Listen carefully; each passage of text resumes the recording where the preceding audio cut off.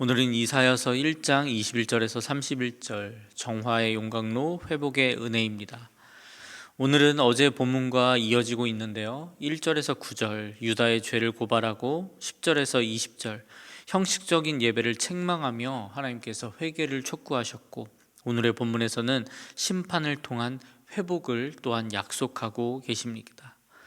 어제 살펴보았듯이 하나님의 백성들, 지리적으로는 예루살렘 성전이 있는 그 언약의 도성에 있었지만 영적으로는 소돔과 고모라 상태를 불심판을 받아야 마땅한 그러한 상황 가운데 있었습니다.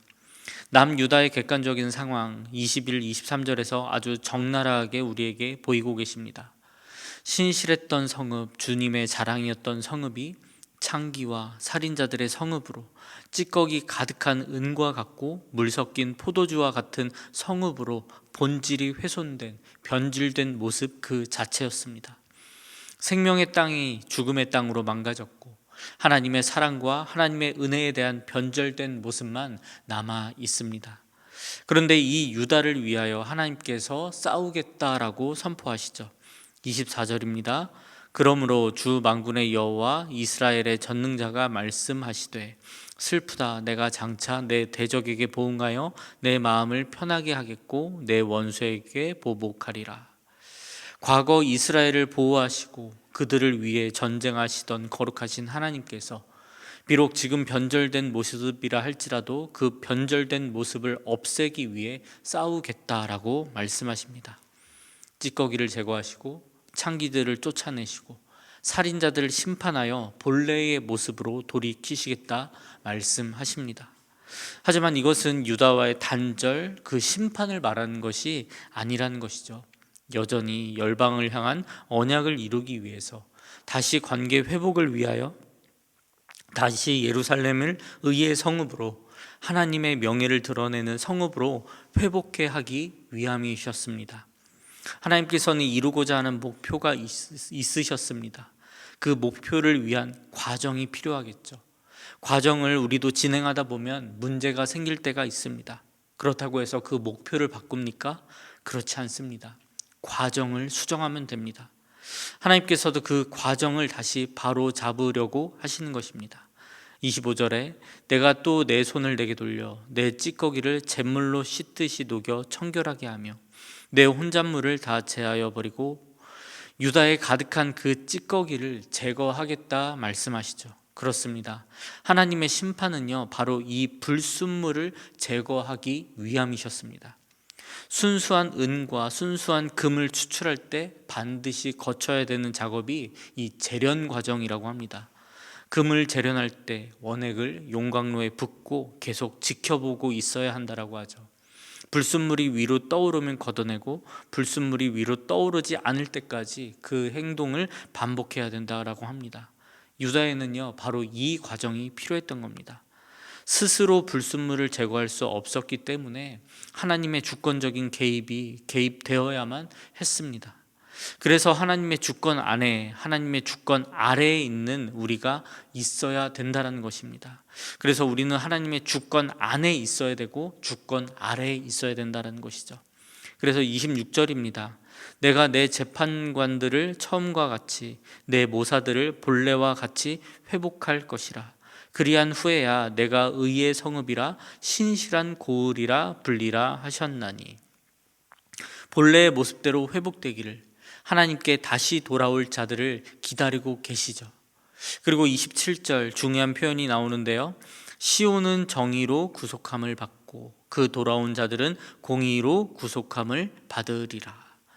시온의 공의가 사라져서 심판을 받았지만 다시 공의가 회복되고 정의가 세워졌으니 정의와 공의로 구속할 것이고, 정의와 공의가 회복된 예루살렘에서 패역한 자와 죄인은 설 자리가 없을 것이라는 것을, 하나님께서 회복하신 언약 백성으로서 유다에 요구되는 정의와 공의를 중심으로, 다시 말해서 하나님 중심으로 모든 것이 회복되고 하나님께서 회복시키시고 하나님 중심으로 살아가기를, 다시 그 목적이 수정되어지는, 목적을 향하여서 과정이 수정되어지는 그 하나님 중심으로 살아가기를 요구하고 계신다라는 것입니다. 그래서 오늘 말씀을 통하여서 하나님과의 깊은 은혜를 다시 한번 묵상해 보시기를 바랍니다. 하나님의 심판은 파괴가 아니라 정결하게 하는 재련이었습니다. 하나님께서 죄를 심판하십니다. 하지만 그 백성은 버리지 않으셨습니다. 불순물을 제거하고 다시 신실한 백성, 신실한 성읍으로 회복되길 원하십니다. 말씀을 통하여 우리의 삶의 불순물을 제거하시려는 그 하나님의 마음을 깨달으시기 바랍니다. 하나님께서는 용광로 속에서 불순물을 태우시지 우리를 태우는 분이 아니십니다. 그래서 더 정결함으로 더 거룩한 백성으로 인도하시는 분이 바로 하나님이라는 사실을 기억하시기 바랍니다. 지금 혹 인생의 터널 속에서 어두운 터널을 지나가고 계시는 분 계십니까? 하나님께서 더 정결함으로 인도하고 계시다는 것을 믿으시기 바랍니다. 물론 너무 힘들고 너무나도 외롭고 지치고 힘들 수 있습니다. 하지만 그 과정을 통하여서 결국 하나님께서 이루고자 하는 것이 무엇인지를 깨닫기 바랍니다. 우리를 심판하기 위하여, 불구덩이 속으로 몰아내기 위하여 지금 이 터널을 지나가고 있는 것이 아니라 더 밝은 미래를 위하여서, 더 하나님을 닮아가는 삶을 위하여서, 바로 성화의 삶을 위하여서 감당할 수 있을 만한 것들을 우리에게 감당케 하신다라는 것을 붙드시고 더욱더 성령 안에서 충만함으로 살아가시기 바랍니다. 우리 안에 죄를 제거하시고 예수 그리스도의 형상을 더욱 닮아가도록 회복되도록 인도하시는 이 성화의 삶을 온전히 그리고 겸손히 순종하며 살아가시는 저와 여러분 되기를 소망합니다. 하나님께서는 일하십니다. 그러니 일하시도록 나의 주권을 내어드리며 맡기시기 바랍니다. 오늘도 우리를 더욱 거룩하도록 인도하시는 하나님을 믿음으로 신뢰하며 성령 하나님의 역사하심 속에 승리를 맛보며 하나님께 온전히 영광을 올려드리는 삶 되시길 주님의 이름으로 축원합니다. 기도하겠습니다. 전능하신 하나님 아버지, 고맙고 감사합니다. 오늘 말씀을 통하여 남유다를 향한 그 심판의 메시지, 하지만 그것은 그들을 죽이기 위함이 아니라 그들을 살리기 위함이었음을 우리가 묵상하며 나아갑니다.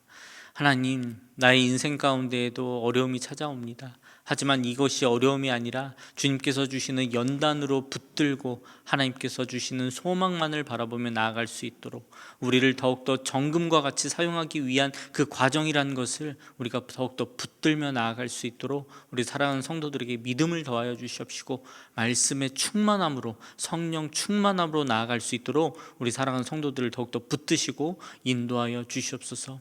결국 예수 그리스도를 닮아가는 그 성화의 삶을 살아가기 위함임을 우리가 고백하며 나아갑니다. 하나님, 나를 더욱더 붙들어 주시옵시고 내가 온전히 주님께 모든 것 내어 맡길 수 있도록 인도하여 주시옵시고 우리에게 더욱더 믿음의 은혜를 더하여 주시옵소서. 그래서 그 은혜를 가지고 오늘을 살아가기 원합니다. 하나님께 영광 올려드리는 삶 될 수 있도록 주님께서 붙들어 주시옵시고 성령 충만함으로 더욱더 하나님만을 바라보며 하나님만을 찬양하며 나아가는 우리 귀한 다음 교회 성도들 될 수 있도록 인도하여 주시옵소서. 그렇게 인도하여 주실 줄 믿사오며 감사드리며 예수님의 이름으로 기도드립니다. 아멘.